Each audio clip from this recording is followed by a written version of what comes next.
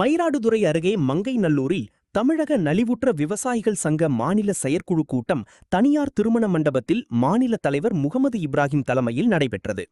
இதில் மாநில மாவட்ட நிர்வாகிகள் கலந்து கொண்டனர்.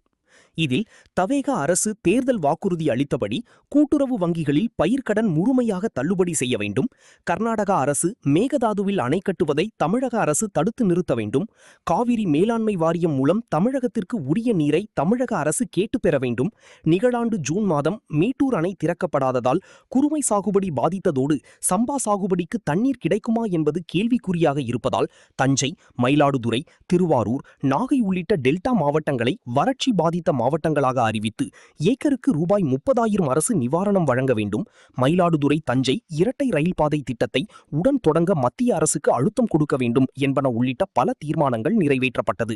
எப்பொழுதுமே வழக்கமாக மேட்டூர் அணை ஜூன் மாதம் 12ஆம் தேதி திறக்கின்ற நிலை. ஆனால் ஒரு மாறுதலான ஆட்சி தமிழகத்தில் வந்தும் ஒரு மாறுதலை இன்னும் காண முடியவில்லை. காரணம், விவசாயிகள் இன்றைக்கு தண்ணி வராத சூழ்நிலையால் இன்றைக்கு டெல்டா மாவட்டத்திலே கிட்டத்தட்ட 10 மாவட்டத்திலே இன்றைக்கு குறுவையும் போயிடுச்சு, சம்பாவும் போயிடுச்சு, தாளடியும் போயிடுச்சு, அடுத்தது கோடைப்பயிர்களும் போச்சு.